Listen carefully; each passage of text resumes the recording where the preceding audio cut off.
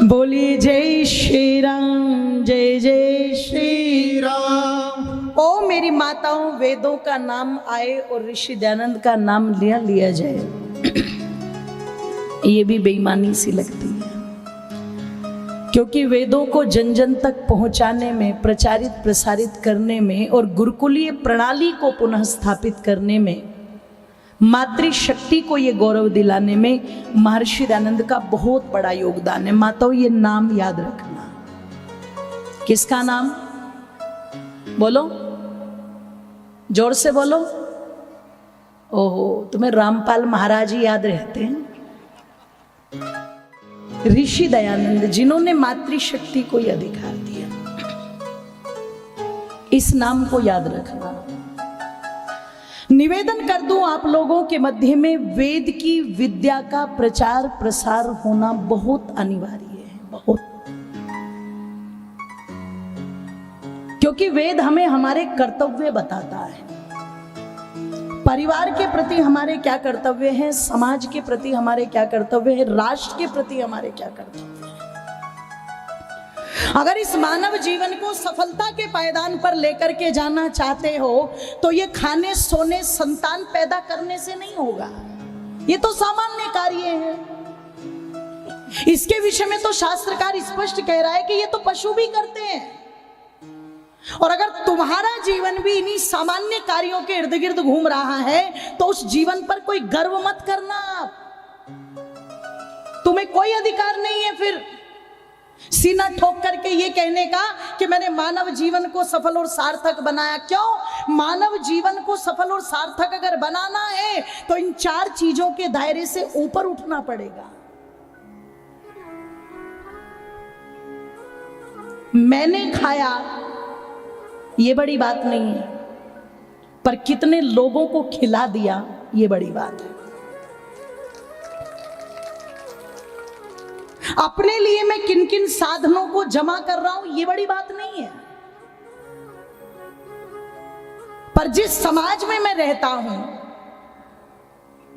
जिस धरती माता को मैं प्रतिदिन गंदा करता हूं, जिसकी हवा में मैं सांस लेता हूं, जिसके जल को मैं पीता हूं, अपने उस राष्ट्र के लिए, अपनी उस धरती के लिए, अपने उस मानव समाज के लिए मैंने कितना कितना साधन जुटाया, क्या क्या व्यवस्थाएं मैंने अपने समाज को बना करके दी हैं। वो कम है कि ज्यादा है, पर दी है कि नहीं दी है, ये विचारणीय प्रश्न है। आपने अपने लिए जो साधन जुटा लिए उनकी गिनती कहीं नहीं हो रही है, पर दूसरों की व्यवस्था में तुम कहां सहयोगी बन करके चले हो, उसकी गिनती आपकी परमात्मा के रजिस्टर में होती है।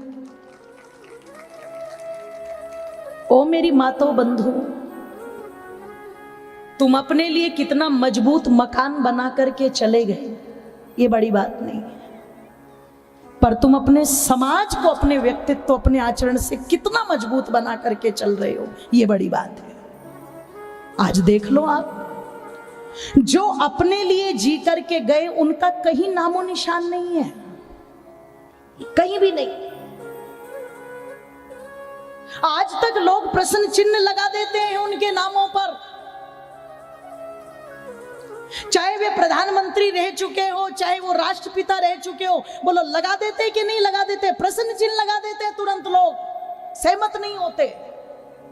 पर जिसका त्याग रहा हो, जिसका समर्पण रहा हो, अरे बैठक चल रही है, बैठक चल रही है। नेहरू जी के बाद प्रधानमंत्री किसको बनाया जाए? बड़े बड़े लोग लाइन में आकर के खड़े हो गए। मैं पैसे वाला हूं, मुझे बनाओ। मैं बुद्धिमान हूं, मुझे बनाओ। मैं बलवान हूं, मुझे बनाओ। मेरी ताकत ज्यादा है, मुझे ज्यादा बनाओ। मुझे लोग ज्यादा जानते हैं, मुझे बनाओ। सब कुर्सियां पकड़ पकड़ करके बैठ गए सदन में। एक व्यक्ति आया, कद 5 फुट का, नाम बताने की जरूरत तो नहीं है, भारत के लाल को सब जानते हैं। नमन करती हूं व्यक्तित्व को, मेरा रोम रोम प्रणाम करता है लाल बहादुर शास्त्री।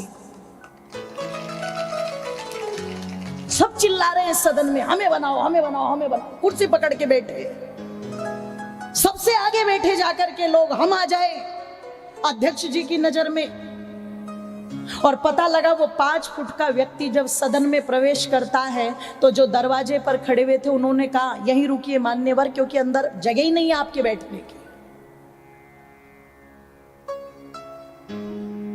जगह नहीं है आपके लिए। तो कहता है कोई बात नहीं भाई, बात ही तो सुननी है उनकी, वो तो यहां तक भी पहुंच रही है।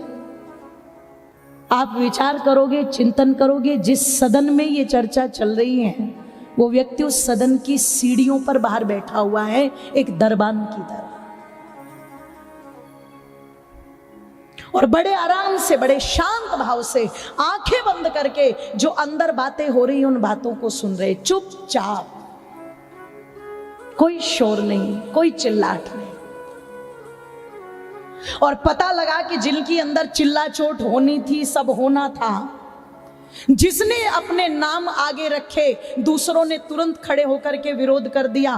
पता लगा जब सबके नाम पर विरोध हुआ तो अध्यक्ष महोदय ने कहा कोई ऐसा नाम बताओ जिस पर सबकी सहमति बने। तो एक मूक सदन ने होकर के कहा फिर एक नाम तो केवल लाल बहादुर शास्त्री जी का ही है जिस पर किसी का विरोध नहीं है, काम करो उन्हें बना दो। कहाँ है लाल बहादुर शास्त्री? अरे बोलो वो तो सीढ़ियों पर बैठे हुए, बाहर उन्हें तो जगह ही नहीं दिया।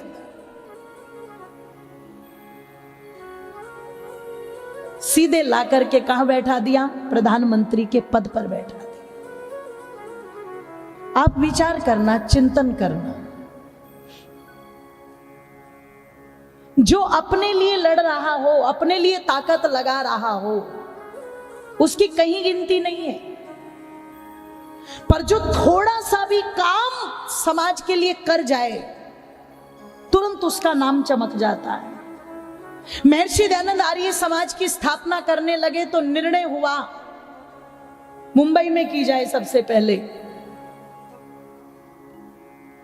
वो आर्य समाज कि कभी आप हरियाणा में जाएंगे तो पता लगा नागौरी गेट आर्य समाज जिसके स्थापना लाला लाजपत राय ने की। गाजियाबाद के अंदर आप जाएंगे तो सबसे पुरानी आर्य समाज जिसके मंत्री पद पर चौधरी चरण सिंह जी रहे हो। कलकत्ता के अंदर आप विधान सरनी में जाएंगे तो जिसके मंत्री ईश्वर चंद विद्यासागर रहे हो, वो आर्य समाज। जब मुंबई में ऋषि दयानंद स्थापित करने लगे और आर्य समाज का उद्देश्य बताया क्या,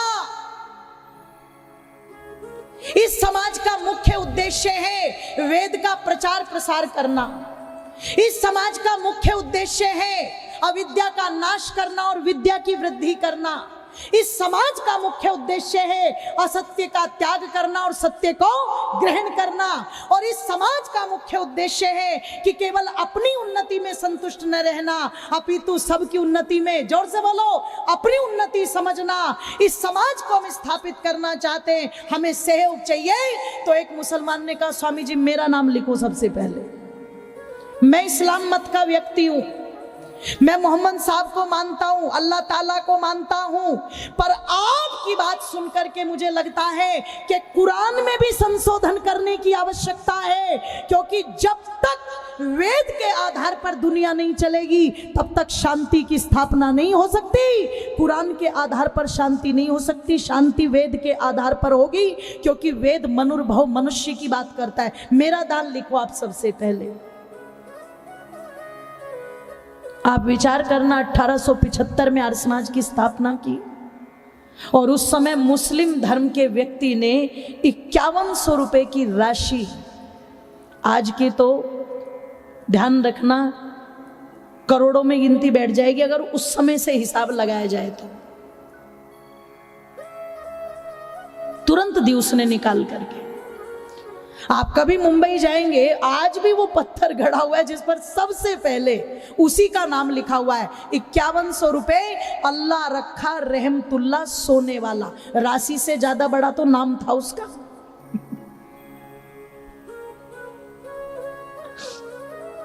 आप विचार करना, अब कोई भी व्यक्ति वहां एक पैर रखेगा तो उसे सबसे पहले पता लगेगा भाई इसने इसमें दान दिया था। देखो, मथुरा पढ़ने के लिए ऋषि दयानंद गए तो गुरु विरजानंद जी ने साफ कह दिया, पढ़ा दूंगा तुझे, पर ना मैं तुझे रहने की व्यवस्था दे पाऊंगा ना मैं तुझे रोटी दे पाऊंगा, इसलिए चला जा वापस। तू सन्यासी है, मैं तो खुद ही अंधा हूं, मेरे पास केवल विद्या है। तो ऋषि दयानंद क्या कहते, मुझे विद्या ही चाहिए गुरुदेव, कर लूंगा मैं अपनी व्यवस्था। मेरी माता और रहना तो एक मंदिर में निश्चित किया, और मथुरा में एक व्यक्ति बाबा अमरलाल जोशी, ऋषि दयानंद 33 वर्ष के थे, वो 22 वर्ष का था, धनाढ्य व्यक्ति था। उसे पता लगा कोई सन्यासी आया है 33 साल का पढ़ने के लिए, पर रोटी नहीं है उसके पास। वो गया तुरंत विरजानंद जी के यहां, ऋषि दयानंद जी थे नहीं वहां। तो क्या कहता है, जो दयानंद नाम का विद्यार्थी पढ़ने के लिए आया उससे कहना जितने दिन हो सके निश्चित होकर के इस मथुरा में पढ़े, जब तक वो यहां पढ़ेगा, चाहे वो 2 साल पढ़े चाहे 3 साल पढ़े, उसके तीनों समय के भोजन की व्यवस्था बाबा अमरलाल जोशी करेगा, इसलिए वो भोजन की चिंता बिल्कुल ना करे। बाबा अमरलाल जोशी को भी पता नहीं था कि वो दयानंद को नहीं, वो भारत की आत्मा को भोजन दे रहा है। उसे भी पता नहीं था उसके दिए हुए अन्न से क्या बन रहा है।